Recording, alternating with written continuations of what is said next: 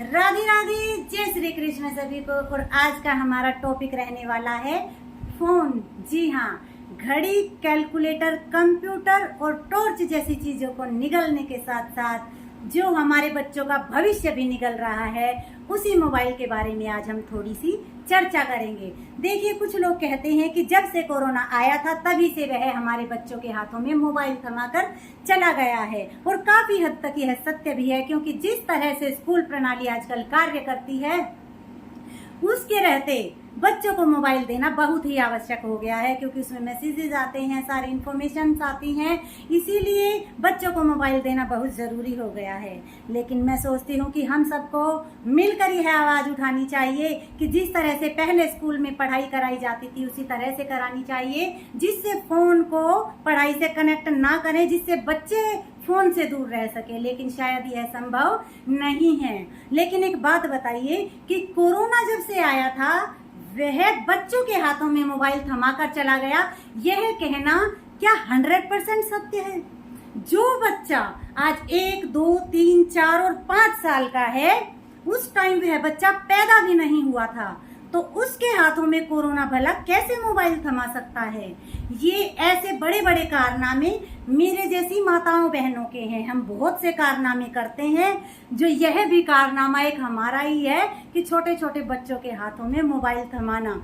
देखिए, जब हमें फोन चलाना होता है, रील्स बनानी होती है, घर में कोई मेहमान आया है, बच्चा डिस्टर्ब कर रहा है, हमें घर के कार्य करने हैं, हमें किसी से बात करनी है, चैटिंग करनी है, या कुछ भी कार्य करना है जिसमें बच्चा डिस्टर्ब करता है, हम उसको फोन देकर बिठा देते हैं। फिर बच्चे की ना आवाज़ सुनाई देगी, ना उसे भूख लगेगी, ना प्यास लगेगी, ना बच्चा शोर मचाएगा, ना इधर से इधर भागता फिरेगा, एक जगह वह बैठ जाएगा शांति से।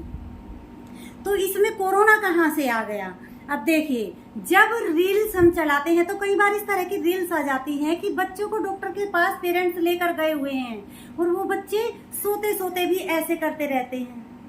उन बच्चों के माइंड पे कितना बुरा असर हुआ है, क्या उनको कैसे निकलेगा ये असर उनके माइंड से? ये सोच सोच कर हमें घबराहट हो जाती है कि ये समाज हमारा जा कहाँ रहा है। स्क्रीन पे बच्चे इतना टाइम देने लगे हैं कि सोच सोच कर हमारा माइंड घूमता रहता है। हम खुद ही इतना ज्यादा फोन चलाते हैं, तो हम बच्चों को कैसे मना करें फोन चलाने से? आप एक बात बताइए, जब हम सारा दिन फोन पे बात करेंगे, फोन चलाते रहेंगे, क्या ही तो हम बच्चों का ध्यान रखेंगे, और क्या ही उन्हें बोलेंगे कि फोन मत चलाओ भाई। जब हम चलाएंगे तो उनका मन भी करता है चलाने के लिए, इसलिए बच्चों के पीछे से आप फोन चलाइए, बच्चों के सामने कम से कम फोन चलाइए, उनसे एक्टिविटी कराइए, बॉल के साथ उनसे खेलिए, बैट बॉल खेलिए, कुछ और खेलिए, छोटी छोटी बहुत से खिलौने आते हैं, अपने बच्चों के साथ टाइम स्पेंड कीजिए, छोटी छोटी चीजें सिखाइए, कलर्स नेम सिखाइए, बुक्स में जो पहले अक्षर होते हैं, अल्फाबेट्स होते हैं, वो सिखाइए, ड्राइंग सिखाइए, इन चीजों को की एक्टिविटी बच्चों को करवाइए। ये क्या है कि फोन दे दिया और बच्चे चलाते रहते हैं, उससे ये फोन स्लो पॉइजन का काम कर रहा है हमारे बच्चों के जीवन में। अब देखिए, ये तो हुई छोटे बच्चों की बात। अब बड़ों के जीवन में कितना बदलाव आया है, ये हम बड़ों का भी देख लेते हैं थोड़ा सा। देखिए, जब कोई मेहमान घर में आता है, कोई भी आया है, या हम किसी से फोन पर कई घंटे जिस बंदे से बात करती है, अगर वो घर पे आ गए हैं, रिलेटिव्स है, फ्रेंड्स हैं, तो हम 5 से 7 मिनट 10 मिनट तो उस बंदे से, सामने बैठे बंदों से बात करेंगे। लेकिन 10 मिनट बाद क्या होगा, ये आप गौर करना अपनी लाइफ में भी।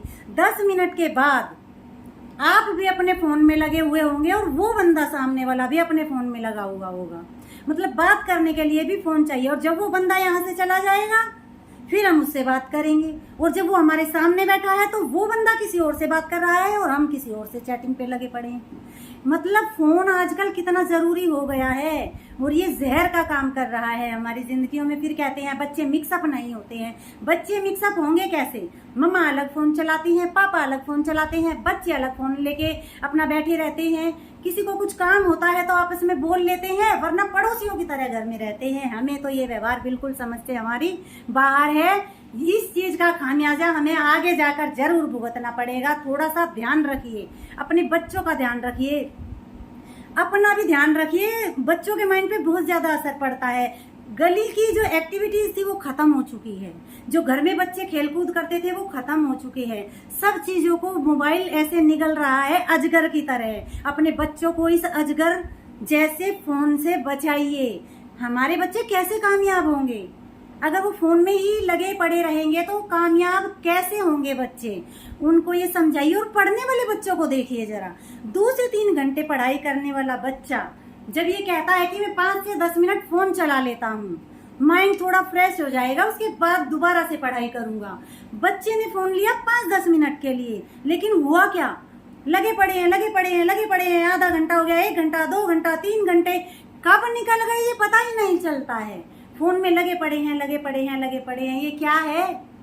अपने बच्चों को ये समझाइए कि जब भी पढ़ाई से हटो और ये मन बनाया है कि हमें 15 मिनट फोन चलाना है या आधा घंटा फोन चलाना है, तो फोन में अलार्म लगाइए ताकि फोन हमें सिग्नल दे कि आपका टाइम पूरा हुआ, अब जाके पढ़ाई कीजिए। ये फोन सबका टाइम खा रहा है। हमारे बच्चे कामयाब आगे चल के कैसे होंगे? अपने बच्चों को इस फोन के जैसे जहरीले नाग से बचाइए।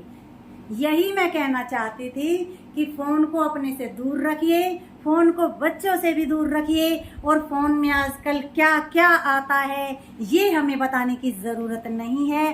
बच्चे के माइंड पर बुरा असर पड़ता है। थोड़ा सा अपना भी ध्यान रखिए, बच्चों का भी ध्यान रखिए, अपने माता पिता का भी ध्यान रखिए। इसी के साथ जय श्री कृष्णा, जय श्री राधे।